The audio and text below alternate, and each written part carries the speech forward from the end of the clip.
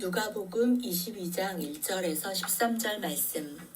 유월절이라 하는 무교절이 다가오매 대제사장들과 서기관들이 예수를 무슨 방도로 죽일까 궁리하니 이는 그들이 백성을 두려워함이더라. 12 중에 하나인 가룟인이라 불리는 유다에게 사단이 들어가니 이에 유다가 대제사장들과 성전 경비대장들에게 가서 예수를 넘겨줄 방도를 의논하매 그들이 기뻐하여 돈을 주기로 언약하는지라.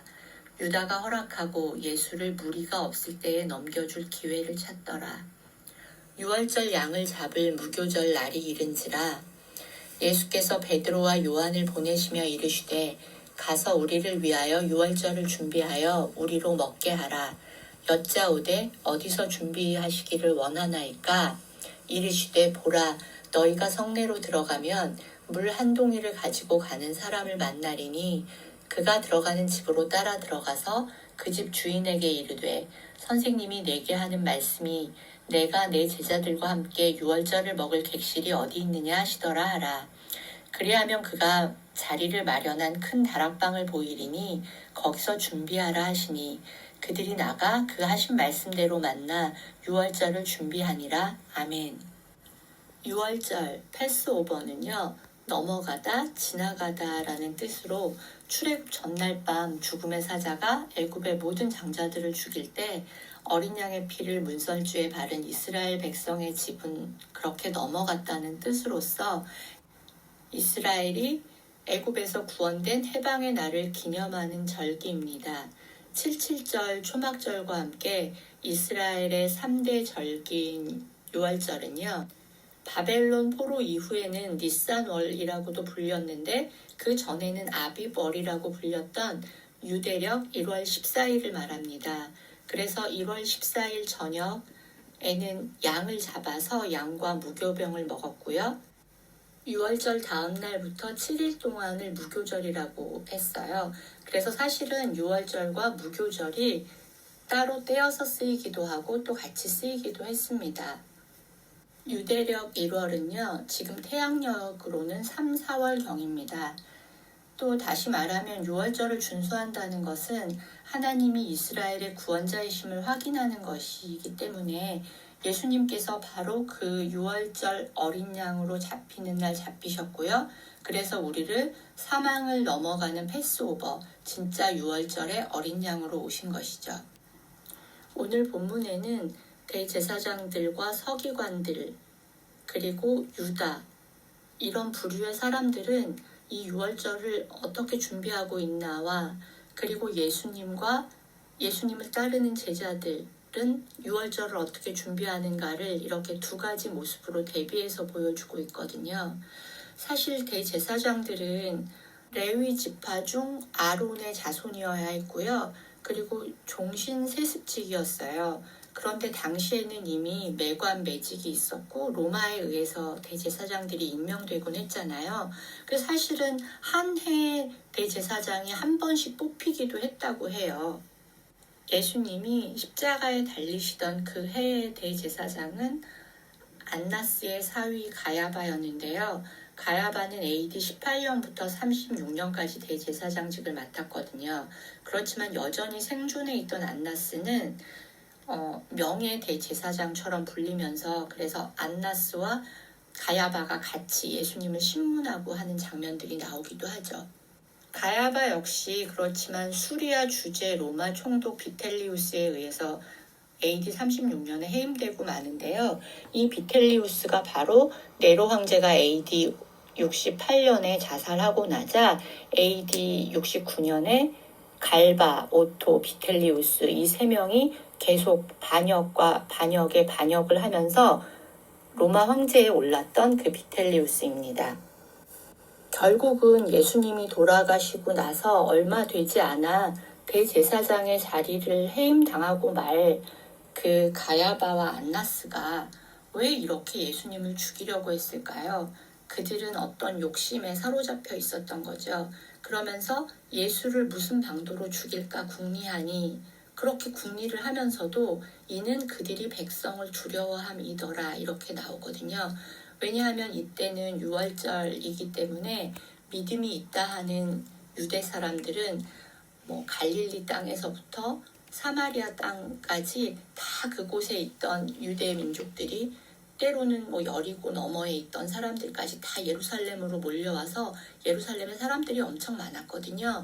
그런데 그때 그들이 예수님의 말씀을 따르고 그 말씀을 듣기 좋아하니까 혹시 예수를 죽이면 그들이 밀란을 일으킬까 두려웠던 것이죠. 사실은 유월절을 준비해야 할 대제사장이, 그리고 율법을 맡고 있던, 당시에는 율법이 법이었으니까요. 그래서 재판관의 역할까지 하고 있었던 서기관들은 과부의 가산을 삼켜 착복하고 자신의 지위를 위협하는 예수를 시기하여서 죽이려고 했던 것입니다. 바로 그때 유다의 마음속에 사단이 속삭이기 시작했겠죠.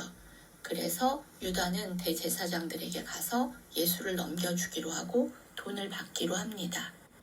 결국 유다는 사단에게 쓰임 받기로 예정되어 있었던 것일까요?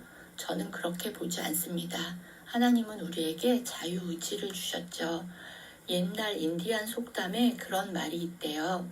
사람들 마음 안에는 나쁜 마음, 검은 늑대가 있다.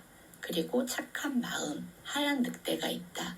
그리고 우리는 살면서 끊임없이 그 검은 늑대와 하얀 늑대가 싸워서 이기는 것들이 내 안에서 나오는 거다. 이런 속담이 있대요.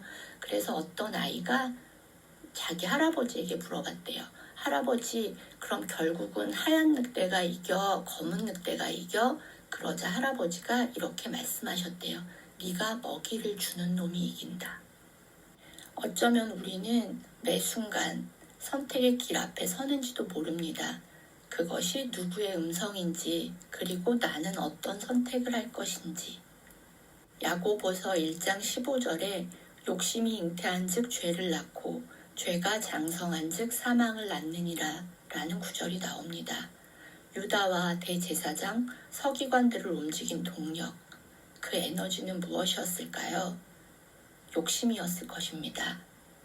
그러면 예수님은 끝까지 말씀에 순종하여서 나아가셨는데요. 예수님을 움직인 동력은 무엇일까요? 예수님은 말씀에 순종하여 나아가셨고 결국 생명을 낳으셨습니다.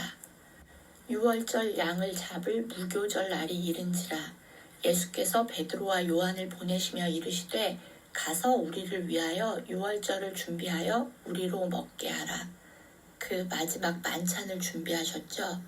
여짜오되 어디서 준비하기를 원하시나이까? 이르시되 보라, 너희가 성내로 들어가면 물 한 동이를 가지고 가는 사람을 만나리니 그가 들어가는 집으로 따라 들어가서. 그렇습니다. 예수님의 순종은 생명까지 내어주는 거창한 순종이었습니다. 그리고 다락방을 준비하고 내어드리는 순종. 바로 지금 이 본문은 매일 물을 길어오는 한 사람의 순종하는 종이 나옵니다. 우리는 무언가 대단한 소명, 대단히 큰 부자, 적어도 예루살렘 부자 동네에 큰 집을 소유한 마가라 하는 요한. 그 집은 바로 가야바의 옆집이었어요. 그러니까 굉장히 부잣집이었겠죠. 그리고 정말 그곳에서 그 마리아의 순종으로 엄청난 장소가 준비되었고 그곳에 오순절 성령이 임하는, 그 성령 세례가 임하는 다락방이 준비되죠. 우리는 그러면 그렇게 생각해요. 굉장히 많은 돈을 벌어서 그때 무언가 일을 하겠다고.